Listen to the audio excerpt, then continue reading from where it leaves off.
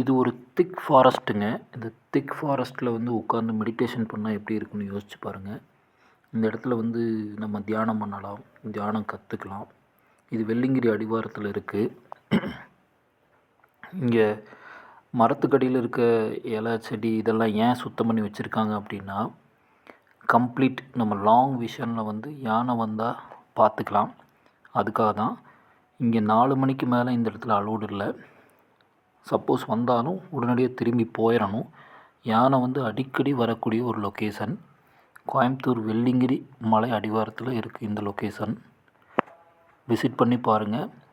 Morning 9 o'clockலேருந்து ஒரு 4 o'clock allow பண்ணுவாங்க இந்த ஏரியாவில். விசிட் பண்ணி பாருங்கள்.